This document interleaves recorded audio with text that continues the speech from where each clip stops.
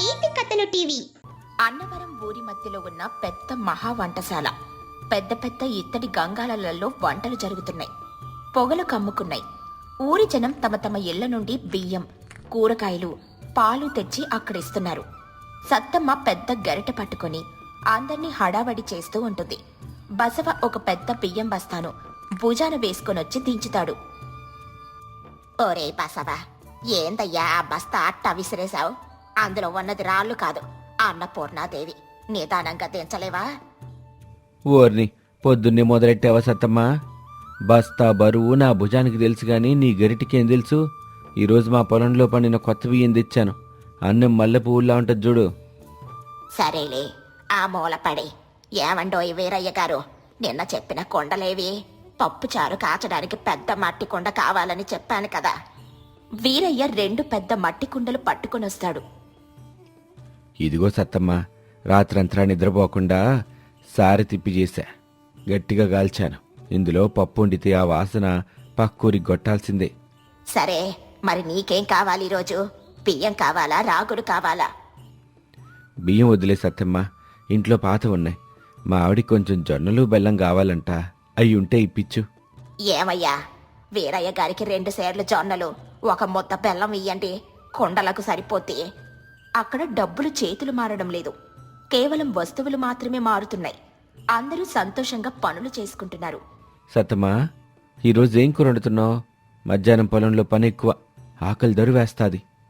ఈరోజు వంకాయ, బంగాళదుంప ఈగురు, ఉలవచారు, రాగి ముద్ద సరిపోద్దా? లేక మీ ఆవిడ ఊరెళ్ళిందని స్పెషల్గా కోడి కూర వండమంటావా? నీ చేతి ఉలవచారుంటే కోడి కూర ఎందుకే అవ్వా? సరే, నేను పొలం కాడికి వెళ్తున్నాను. మధ్యాహ్నం గంట కొట్టగానే వచ్చేస్తాను. ఊరి పొలిమేర ఒక ఎడ్ల బండొచ్చి ఆగిపోయింది. ఎడ్ల బండి నుండి కుబేరరావు దిగుతాడు. ఖరీదైన పట్టుపంచే, లాల్చి, మెడలో బంగారు గొలుసులు. ఇక వెనక దిగిన సిద్ధప్ప చేతిలో లెదర్ బ్యాగ్. ఛీ, దిక్కుమాలిన రోడ్లు. సిద్ధప్ప, ఇదేం ఊరయ్యా? కనీసం మనిషి నడవటానికి కూడా దారిలేదు. అసలు ఇక్కడ మనుషులుంటారా లేక అడవి మృగాలుంటాయా? అదేందోరా అట్ట అంటారు. ఇది అన్నవరం, ఈ జిల్లాలోనే చాలా పేరున్న గ్రామం. ఇక్కడ పంటలు బంగారంలా పండుతాయంట. అందుకే కదా మనం వచ్చాం. బంగారం పడితే ఏంటి, నాగరికత ఉండాలి కదా. చూడు, నా బూట్ల నిండా దుమ్ము. సరే పద, ఆ ఊరి పెద్ద ఎవరో కనుక్కొని మనం పనిగానిచ్చేద్దాం. ఈ ఊరి పంట మొత్తం మనమే కొనాలి. పట్నంలో రేట్లు మండిపోతున్నాయి. ఇక్కడ తక్కువ రేటుకు కొని అక్కడ ఎక్కువ రేటుకు అమ్మాలి. నిజమే దొరా, ఈ పల్లెటూరు బయతులకి డబ్బులు తెలీదు. 100 రూపాయల నోటు చూపిస్తే చాలు, మొత్తం రాసిచ్చేస్తారు. ఇద్దరూ నడుచుకుంటూ ఊర్లోకొస్తారు. ఎండ మండిపోతుంది. కుబేరరావుకి దాహం వేస్తుంది. కుబేరరావు చెమటలు తుడుచుకుంటూ కొబ్బరి బోండాల కొట్టు వీరయ్య దగ్గరికొస్తాడు. ఏమండోయ్, ఎండ పగలగొడుతుంది. 2 కొబ్బరి బోండాలు కొట్టండి. నీళ్లు తీయగా ఉండాలి సుమా. రండి బాబు, కూర్చోండి. ఈ చెట్లు మా తాత నాటిని. నీళ్లు తేనెలాగా ఉంటాయి. 2 బోండాలు కొట్టి ఇస్తాడు కుబేరరావు. సిద్ధప్ప గటగటా తాగేస్తారు. కుబేరరావు జోబుల నుండి ఒక 5 రూపాయల నోటు తీసి వీరయ్యకిస్తాడు. ఇదిగో, మిగిలిన చిల్లర ఉంచుకో. వీరయ్య ఆ నోటుని వింతగా చూస్తాడు. అటు తిప్పి ఇటు తిప్పి చూసి తిరిగి కుబేరరావు చేతిలో పెడతాడు. ఇదేంటి బాబు, కాగితం ఇచ్చారు? నాకేం బొమ్మలు గీయటం రాదు స్వామి. కుబేరరావు ఆశ్చర్యంగా, ఓరి పిచ్చి సన్నాసి, అది కాగితం కాదురా, డబ్బు. 5 రూపాయలు. దీంతో మీ ఊరంతా కొబ్బరి బొండాలు తాగొచ్చు. డబ్బా? ఈ ఊళ్ళో ఇచ్చాల స్వామి. మీకు దానం వేసింది బోండాలు ఇచ్చాను. బదులుగా మీ దగ్గర ఏముంటే అది ఇవ్వండి. ఏముంటే అది ఇవ్వటమా? అంటే మీ దగ్గర బియ్యం ఉన్నాయా, పప్పులున్నాయా, పోనీ ఓ జత బట్టలున్నాయా? మా ఇంట్లో వాడుకోవడానికి పనికొచ్చేవి ఏమైనా ఇయ్యండి. ఈ కాగితాలు మాకెందుకు? దీన్ని పొయ్యిలో పెడితే మంట కూడా రాదు. ఏయ్, ఎవరితో మాట్లాడుతున్నావో తెలుసా? పట్నం జమీందారు గారు. ఈ కాగితం పట్టుకెళ్తే పట్నంలో ఏమైనా కొనొచ్చు. అయితే పట్నం వెళ్ళాకే కొనుక్కోండి స్వామి. ఇక్కడ మాత్రం వస్తువుకి వస్తువే సాటం. మీ దగ్గర వస్తువులు లేకపోతే పర్లేదులే. దాహార్తికి నీళ్ళివ్వటం మా ధర్మం. వెళ్ళండి. కుబేరరావుకి అవమానంగా అనిపించింది. నోటు విసిరి కొడతాడు. సిద్ధప్ప, చూసావా వీడి పొగరు? బిచ్చగాడు మళ్ళీ ధర్మం అంట. పద, ఆ ధర్మారాయుడి దగ్గరికి వెళ్దాం.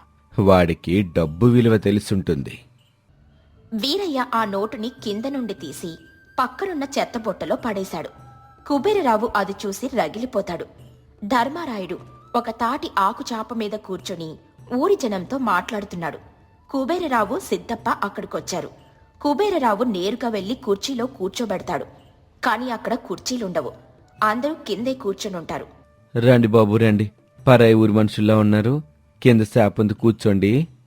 నేను కుబేర్రావుని, పట్నంలో పెద్ద వ్యాపారిని. నాకు కింద కూర్చోవటం అలవాట్లేదు.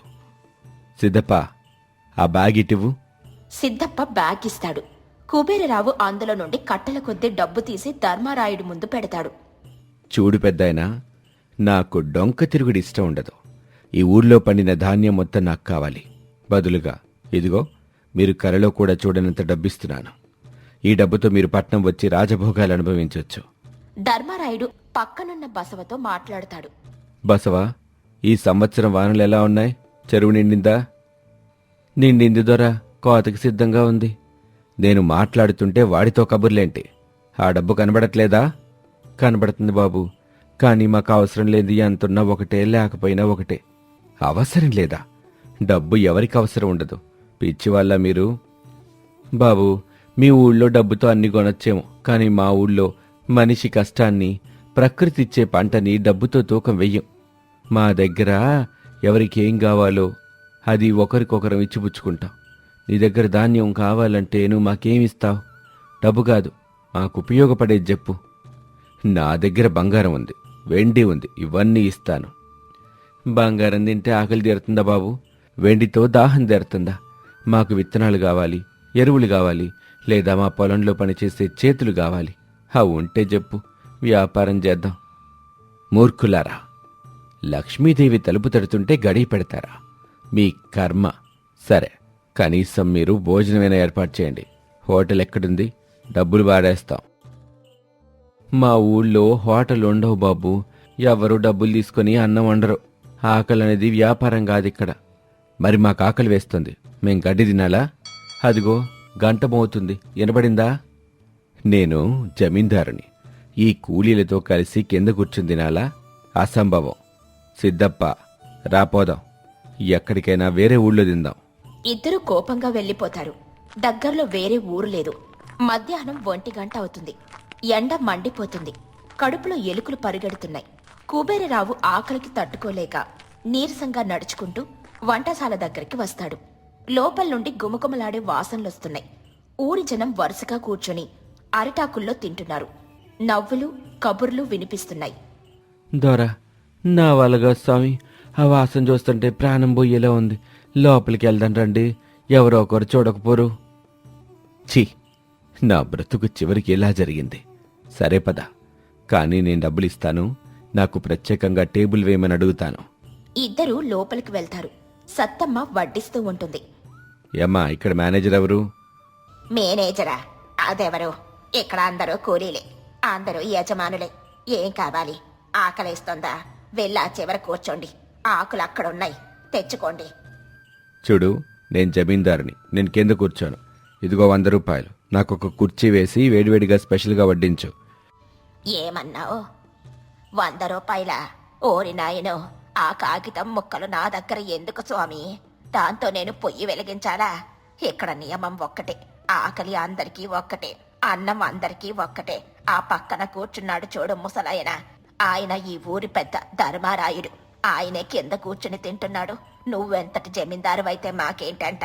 తినాలనుంటే ఆకేసుకో, లేకపోతే ఆకలితో ఉండు. దొరా, ప్లీజ్ దొరా, కూర్చుందాం. నాకు కళ్ళు తిరుగుతున్నాయి. కుబేరరావుకి వేరే దారి లేక ఆకలికి అహంకారం చచ్చిపోగా మెల్లగా వెళ్లి తన పట్టుపంచె పాడవుతుందని కూడా చూడకుండా నేల మీద కూర్చుంటాడు. సిద్ధప్ప పక్కనే కూర్చుంటాడు. సత్తమ్మ వచ్చి అందరికీ వడ్డిస్తోంది. కుబేరరావు ముందు ఆకులో వేడివేడి అన్నం, పప్పు, నేతిపొట్టు, వంకాయ కూర పడ్డాయి. ఆ వాసనకి కుబేరరావు నోట్లో నీళ్లూరాయి. సత్తమ్మ వడ్డిస్తూ, సిగ్గుపడకండి బాబు, బాగా తినండి, మనసు పెట్టి వండాను. కుబేరరావు మొదటి ముద్ద నోట్లో పెట్టుకున్నాడు. అద్భుతమైన రుచి. ఆకలి మీద ఉన్నాడేమో, అమృతంలా అనిపించింది. కళ్ళల్లో నీళ్లు తిరిగాయి. కుబేరరావు తింటూనే, సిద్ధప్ప, నా జీవితంలో ఎన్నో విందులు తిన్నాను, ఎన్నో 5 స్టార్ హోటల్స్లో తిన్నాను. కాని ఇంత రుచి ఎప్పుడూ చూడలేదురా. నిజమే దొరా, డబ్బు పెట్టి కొన్న దాంట్లో ఆ రుచి ఉండదు స్వామి. ప్రేమతో పెట్టింది కదా, అందుకే ఇంత కమ్మగా ఉంది. అందరూ తిన్నాక లేచి తమ ఆకులు తామే తీస్తున్నారు. కుబేరరావు కూడా లేచాడు. అలవాటు ప్రకారం జేబులో చెయ్యి పెట్టాడు. అమ్మా, చాలా సంతోషం. భోజనం అద్భుతం. ఇదిగో, డబ్బులు వద్దు అన్నావు కదా, కనీసం ఈ బంగారు ఉంగరం తీసుకో. నా సంతోషానికి ఇస్తున్నాను. బాబు, మళ్ళీ అదే మాట. ఆ బంగారం నేనేం చేసుకోవాలి? దాన్ని మెడలో వేసుకుంటే బరువు తప్ప కడుపు నిండదు కదా. మాకు మీ ఆస్తి పాస్తులక్కర్లేదు, కానీ ఇక్కడ ఒక పద్ధతి ఉంది. ఏంటి? ఇక్కడ తినే ప్రతి ఒక్కరూ ఏదో ఒక పని చెయ్యాలి. బసవ బియ్యం తెస్తాడు, వీరయ్య కుండలు తెచ్చాడు. మీరు పరాయి ఊరి వాళ్ళు, మీ దగ్గర సరుకులు లేవు కాబట్టి మీరు శ్రమదానం చెయ్యాలి. పని చెయ్యాలా? నేను జమీందారుని. తిన్న అన్నం అరగాలంటే పని చెయ్యాలి స్వామి. అదే ఈ ఊరి న్యాయం. పెద్ద పని ఏం కాదులే. అదిగో, అక్కడ ఆ కుండల్లో మంచి నీళ్ళైపోయాయి. ఆ పక్కనున్న బావిలో నుండి ఓ 10 బిందెల నీళ్లు తోడిపోయండి చాలు. అమ్మో, దొరగారు నీళ్ళు తోటమా? నేను చేస్తాలేనమ్మా. వద్దు సిద్ధప్ప, ఎవరు తినడానికి వాళ్ళే వెల కట్టాలి. నీ వాటా పని నువ్వు చెయ్యి, ఆయన వాటా ఆయన చెయ్యాలి. ఏమంటారు జమీందారు గారు? డబ్బుతో కొనలేనిది కండల కష్టంతో కొనగలరేమో చూడండి. కుబేరరావు ఒక్క క్షణం ఆలోచించాడు. తన చేతిలో ఉన్న బంగారు ఉంగరం చూసుకున్నాడు.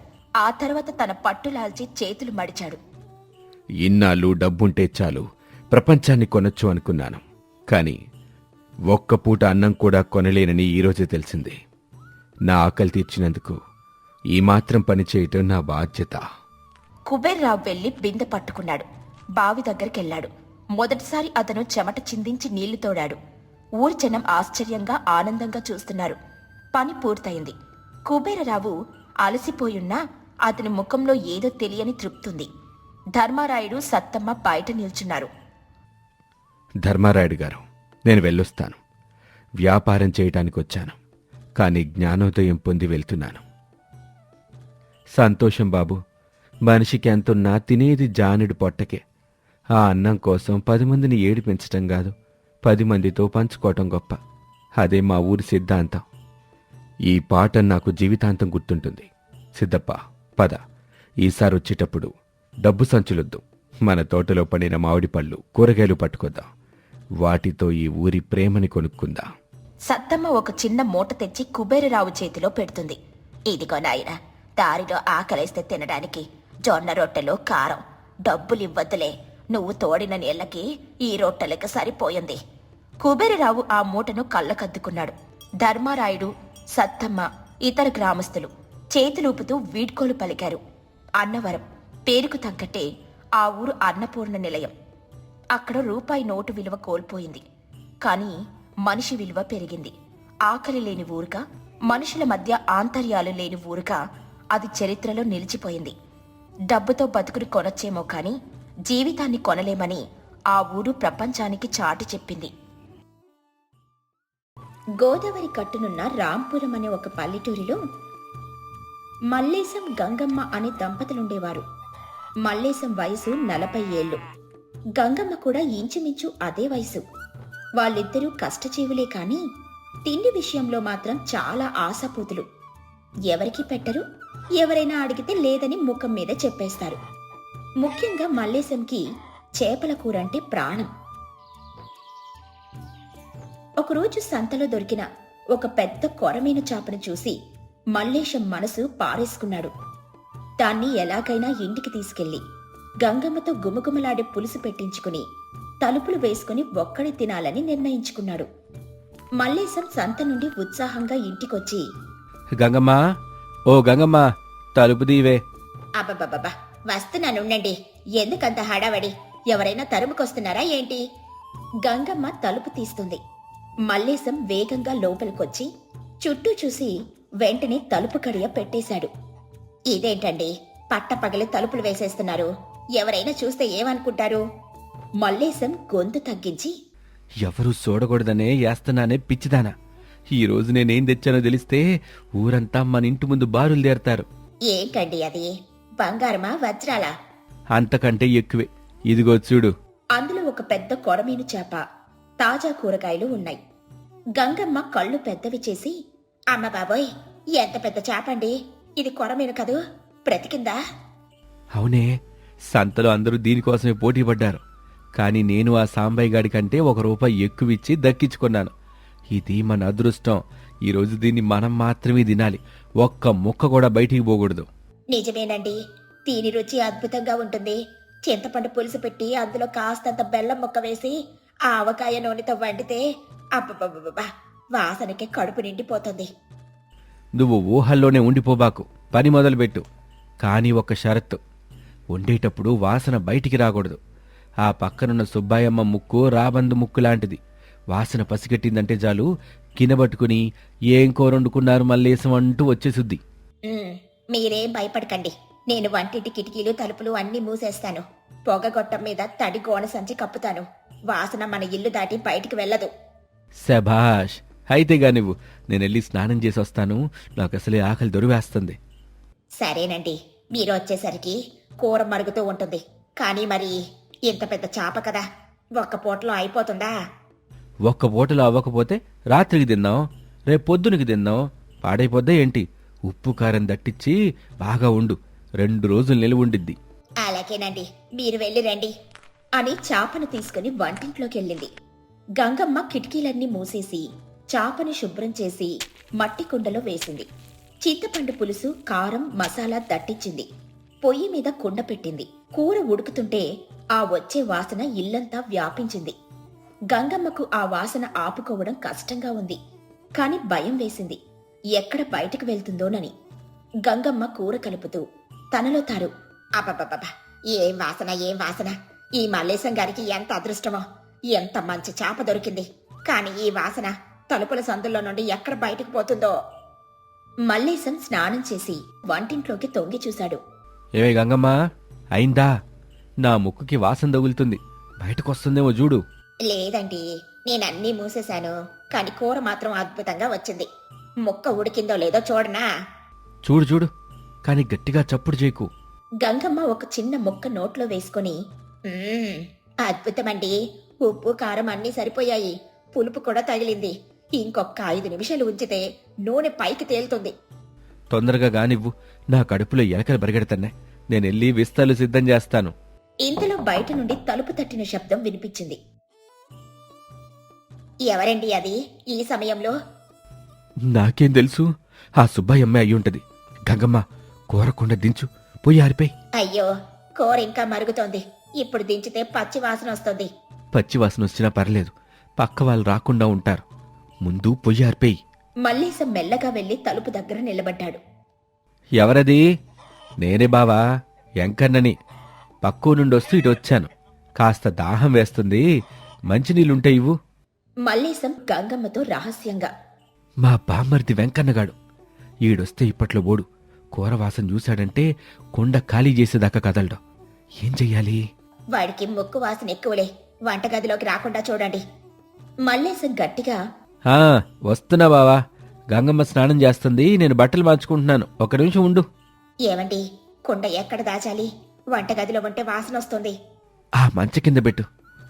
లేదు లేదు, అటక మీద పెట్టు. వద్దులే, అక్కడ బిల్లుంటుంది. మన బట్టల పెట్టి పక్కన ఓ మూల గొంగలి గప్పి పెట్టు, వాసన రాదు. వేడి వేడి కొండండి, గొంగలి కాలిపోతుందేమో. చేపల కూర కంటే గొంగలి ఎక్కువ కాదుగా, ముందు దాచు. గంగమ్మ కంగారుగా వేడి కుండను తీసుకుని పడక గదిలో మూల పెట్టి దానిమీద ఒక పాత బుట్ట బోర్లించి దానిమీద మల్లేశం పాత గొంగలి కప్పేసింది. మల్లేశం వెళ్లి తలుపు తీశాడు. వెంకన్న లోపలికొచ్చాడు. మల్లేశం ముఖంలో నవ్వు లేదు, కాని నటిస్తున్నాడు. గంగమ్మ వంటింట్లో ఏమీ లేనట్టు కాలి పాత్రలు సర్దుతోంది. ఏంటి బావా, తలుపు తీయడానికి ఎంతసేపు చేశావు? అబ్బా, ఇదేం వాసన! ఇల్లంతా గుమగుమలాడుతుంది. వాసన? ఏం వాసన బావా? నాకేం రావట్లేదే. అదేంటి బావా, చేపల పులుసు వాసన స్పష్టంగా తెలుస్తుంది. కొర్రమేని గదు. గంగమ్మ బయటకొచ్చి, అయ్యో అన్నయ్య, వచ్చావా? చేపల కూర మన ఇంట్లో ఎక్కడిది? ఆ పక్కన సుబ్బమ్మమ్మ గారు వండుతున్నారులే, ఆ వాసన గాలికిటొచ్చిందేమో. అవునా? నాకు మాత్రం ఇక్కడి నుంచే వస్తున్నట్టుంది. సర్లే, ఆకలి దంచేస్తాను చెల్లి, భోజనానికి ఏముంది? భోజనమా? అయ్యో బావా, ఈరోజు గంగమ్మ కొంట్లో బాగోలేదు, వంట చేయలా. ఏదో పచ్చడి మెతుకులున్నాయి, అవి తింటావా? పచ్చడా? ఈ వాసన మధ్య పచ్చడి తినాలా? సర్లే, కడుపు నిండాలిగా, వడ్డించు చెల్లి. అలాగేనన్నయ్య, కూర్చో. వెంకన్న అరుగు మీద కూర్చున్నాడు. అన్నం గోంగూర పచ్చడి వడ్డించింది. మల్లేశం ఎదురుగా కూర్చొని వెంకన్న ఎప్పుడు వెళ్తాడా అని ఎదురు చూస్తున్నాడు. పచ్చడి బావుంది గాని ఆ చేపల వాసన మాత్రం నన్ను ఊరిస్తుంది బావా. సుబ్బయ్యమ్మ గారిని అడిగి కాస్త కూర తెప్పించకూడదా? వద్దు బావా, ఆవిడసలే గయ్యాలి, అడిగితే దిట్టుద్ది. నువ్వు తిను, తొందరగా తిను, నీ కూరలో పనులున్నాయన్నావుగా. పనులు రేపు చూసుకోవచ్చులే, ఈరోజు ఇక్కడే పడుకుంటాను. చాలా రోజులైంది మా చెల్లెలతో మాట్లాడి. మల్లేశం గుండె జారిపోయినట్టు, పడుకుంటావా ఈ రాత్రికా? అవును, ఎందుకు బావా, వద్దంటావా? అయ్యో, వద్దనడానికి మీ ఇల్లు కాదా అన్నయ్య?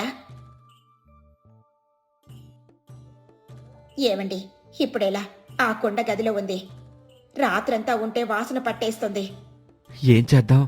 ఆన్ని పంపించే మార్గం చూడాలి, లేదా వాడిని నిద్రపోయాక మనం తినాలి. వెంకన్న భోజనం చేసి అరుగు మీద నడుం వాల్చాడు. మల్లేశం గంగమ్మ లోపల కుసకుసలాడుకుంటున్నారు. కూర కుండ మూల గొంగలి కింద ఉడికిపోయింది. వేడికి ఆ గదిలో వాసన మరింత ఎక్కువైంది. మల్లేశం ఆకలితో నకనకలాడుతున్నాడు. ఇంతలో వారి పెంపుడు పిల్లి వాసన పసిగట్టింది. గంగమ్మ, ఆ పిల్లిని చూడు, గదివైపు వెళ్తుంది, దాని బయటకు దోలు. షెష్, పోవే, అవతలికి పో. పిల్లిని అదిలిచ్చింది. ఏమండి, వెంకన్నయ్య నిద్రపోయాడా? గుర్రు పెడుతున్నాడు గాని గాఢ నిద్ర కాదేమో, కాసేపు ఆగుదాం. నా కడుపులో ఆకలి మండుతోంది. ఆ కూర చల్లారిపోతే రుచి పోతుందండి. రుచిపోయినా పర్లేదు, వెంకన్నకి దక్కకూడదు, అదే నా పంతం. ఏంటా శబ్దం? గంగమ్మ పరిగెత్తుకుంటూ గదిలోకి వెళ్ళి, అయ్యో అయ్యో నా కర్మ. మల్లేశం వెంటనే వెళ్ళి, ఏమైంది గంగమ్మ? చూడండి, ఆ పిల్లి కుండ పోర్లించింది. నేల మీద ఎర్రటి చేపల పులుసు ఒలికిపోయింది. చాప ముక్కలు అక్కడక్కడ పడున్నాయి. పిల్లి ఒక పెద్ద ముక్క నోట కరుచుకొని కిటికీలో నుండి పారిపోయింది. ఓరి దేవుడో, నా కొర్రమేను, నా 5 రూపాయల చాప మట్టి పాలైందే, పిల్లి పాలైపోయిందే. వెంకన్న నిద్రలేచి కళ్ళు నులుముకుంటూ లోపలికొచ్చాడు. ఏమైంది బావా, ఏంటా గోలా? అరే, ఇక్కడ చేపల కురులికిపోయిందేంటి? ఏం చెప్పనులే బావా, మా కర్మ కాకపోతే. ఓహో, ఇదా సంగతి. ఇంట్లో చేపల కూర వండుకొని లేదని చెప్పి దాచావా? ఆ పిల్లి దేవుళ్ళ వచ్చి మీ నాటకం బయట పెట్టింది. గంగమ్మ సిగ్గుతో తలదించుకుని, అన్నయ్య, అది ఆయన. నువ్వు చెప్పక్కర్లేదులే చెల్లి, బావ పిసినార్తనం ఆశపోతానని నాకు తెలీదా? నలుగురితో పంచుకుంటే తగ్గేదేముంది? ఇప్పుడేమైంది? అటు నాకు లేదు, ఇటు మీకు లేదు, నేలపాలైంది. మల్లేశం నేల మీద పడ్డ కూర వైపు చూస్తూ, కనీసం ఆ మిగిలిన మొక్కలైనా. చిచ్చి, మట్టిలో కలిసిన అన్నం తినకూడదు బావా, ఎప్పటికైనా బుద్ధి తెచ్చుకో. అతిథి దేవుడితో సమానం అంటారు. ఇంటికొచ్చినాడికి పెట్టకుండా దాచుకుంటే ఇదిగో ఇట్లాగే దక్కకుండా పోద్ది. మల్లేశం నేల మీద కూలపడిపోయాడు. ఆకలి, బాధ, అవమానం అన్నీ కలిసి అతన్ని ఉక్కిరిబిక్కిరి చేశాయి. గంగమ్మ ఇల్లు శుభ్రం చేయడం మొదలుపెట్టింది. వాసన మాత్రం ఇంకా అలాగే ఉంది, కాని తినడానికి ఏమీ లేదు. గంగమ్మ నేల తుడుస్తూ, ఏవండి, లేవండి, జరిగిందేదో జరిగింది. వెంకన్నయ్య చెప్పింది నిజమే, మనం తప్పు చేశాము. అవును గంగమ్మ, ఆశ ఎక్కువైంది. ఆ పిల్లి తిన్నది చేపను కాదు, నా గర్వాన్ని. సర్లే బావా, బాధపడకు, నా దగ్గర చద్దన్నం మూటుంది, అందులో మా ఆవిడ చేసిన మాగాయ పచ్చడుంది, అందరం కలిసి తిందాన్రా. నన్ను క్షమించావా బావా, నేను నిన్ను మోసం చేశానుగా. అయ్యో, బంధువుల మధ్య కోపాలుండో బావా, గుణపాఠం నేర్చుకుంటే అంతే చాలు. ముందురా, ఆకలేస్తుంది. గంగమ్మ కళ్ళనీళ్లతో, అన్నయ్య, నువ్వెంత మంచివాడివి, మేం మాత్రం. ఊరుకో చెల్లి, పంచుకుంటే పెరిగేది ప్రేమ ఒక్కటే. ఈరోజు మాగాయ తిన్నాంగా, రేపు మల్లేశం బావు మళ్ళీ సంతకెళ్ళి ఇంకో పెద్ద షాప్ తెస్తాలే, అప్పుడు అందరం కలిసి తలుపులు తీసి మరీ తిందాం. ఏమంటావు బావా? తప్పకుండా బావా, రేపు సంతలో దొరికే పెద్ద శాప మందే. ఈసారి ఊరందరిని పిలుద్దాం, దాచను, మోసం చేయను. అమ్మయ్య, ఇప్పటికైనా మీకు జ్ఞానోదయం అయింది, అది చాలు. అలా ముగ్గురు కలిసి అరుగు మీద కూర్చొని వెంకన్న తెచ్చిన చద్దన్నం, మాగాయ పచ్చడి తృప్తిగా తిన్నారు. ఆ పూట వారికి చేపల కూర లేకపోయినా పంచుకొని తిన్న ఆనందం మాత్రం దక్కింది. కథలోని నీతేంటంటే, అత్యాస, స్వార్థం మనిషిని ఇబ్బందుల్లోకి నెడతాయి. ఉన్నది నలుగురితో పంచుకొని తినడంలోనే నిజమైన ఆనందం, తృప్తి ఉంటాయి.